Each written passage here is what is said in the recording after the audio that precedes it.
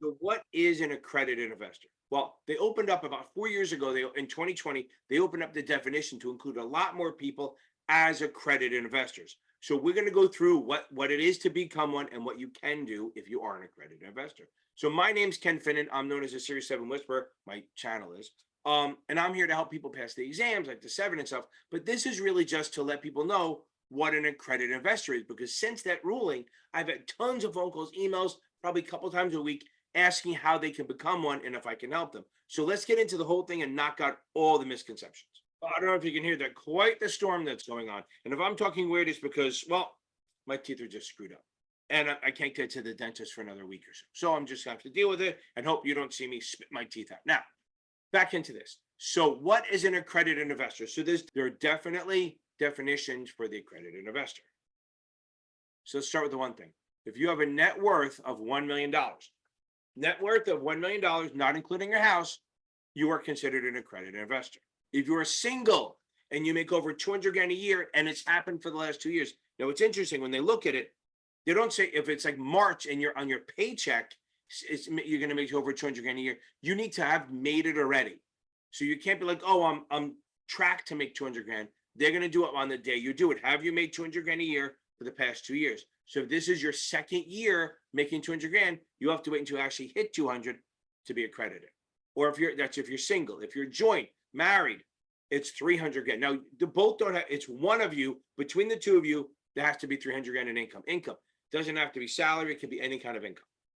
Next, this is the expanded one. If you have the Series 7 exam or the 65 or the 82, in good standing, that means with a firm. So if you have the 7 or the 82, it must be with an actual broker dealer.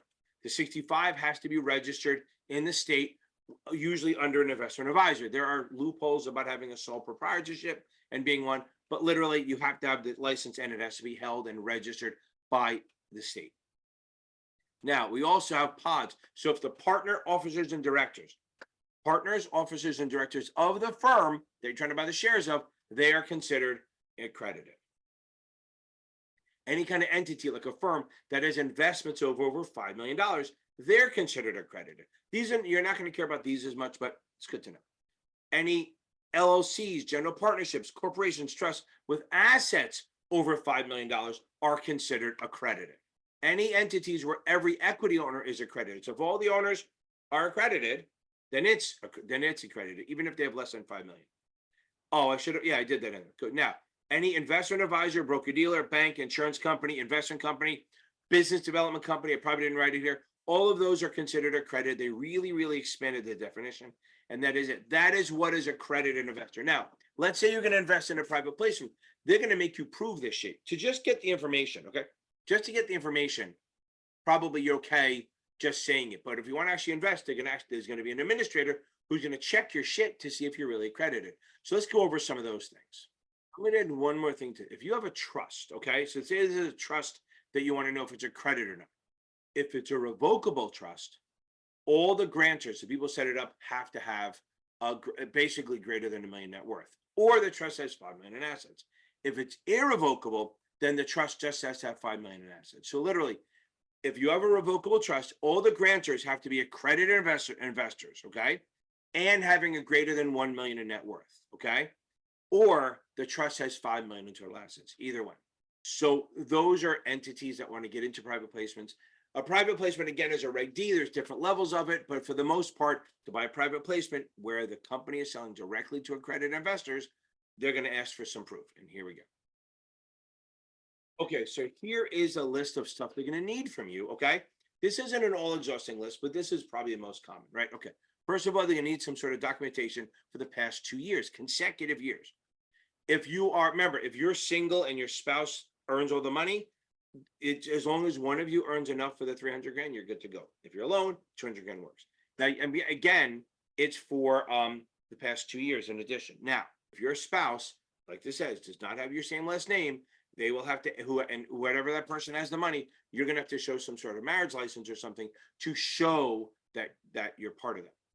Okay, so they're going to want W-2s, 1040s, that's your tax forms. The K-1 is if you're in a passive investment, stuff like that. Now, they cannot accept, like, usually they won't accept like your boss saying, hey, don't worry, he makes 200 grand. They're going to want some sort of like an official pay stub, okay, within a verification letter, an employment verification. But again, they would much rather have W-2s, 1040, stuff like that. But if they take a pay stub, they're going to see some sort of engagement letter. Now remember something. You have to have earned it by that year for that year to count. So again, if it's June and you've only earned 180, you're not over yet. You need to get up above it before they look at you. They're going to want some real hard evidence. They are probably, if you're doing the net worth evidence, they're going to be probably a soft credit pull. They're going to do a credit check to see that, and they're going to want to see both your liabilities and assets, right? So liabilities are what you owe. So if you have 1.1 million in cash, which would be good, but you owe 400 grand in shit, it's part of your liability. But the good thing is, usually, since they don't count your house towards your net worth, they won't count the mortgage. That'd be kind of unfair. So they want to see all your liabilities, credit cards, debt, everything you have, and that's going to reduce what your net worth is. Because remember, net worth is assets minus liabilities. They're going to be looking at bank account statements, brokerage statements, audited financials if you're a firm, stuff like that. If you're looking for the licenses, they will independently verify your 782 or 65. To finra, it's not that hard. Brokerage check is a whole thing. Now, if you want an attestation of your net worth, it has to be done by someone who has a license, who has something to lose if they lie. A licensed attorney, CPA, investment advisor, or broker dealer. And it has to be notarized usually, because they want to make sure that the person is liable if they're lying. So they want you to lie. So remember, it's just the high level stuff. 1, 2, 3 accredited. 1 million net worth, 200 salary single, 300 if you're married. I joke around, I say miserable, but I'm not going to do it at the time. Oh, I did it. So whatever. Entities if they have over $5 million, broker dealers, IAs, any partners, officers, directors of the actual company that that are issuing the private placement. That's good. You can always say you're accredited, but before they let you put your money in, they're going to verify it. So that's it. It's not that big. It's not that big a deal. And all it does is allow you to buy in private placements, and it puts you on a higher level. So like on a small issuer, what they call a regulation A, you're just being accredited allows them to offer you more sophisticated investment. Okay, have a great day. And if you like what I'm doing, please like, subscribe, and share this shit to people. Adios.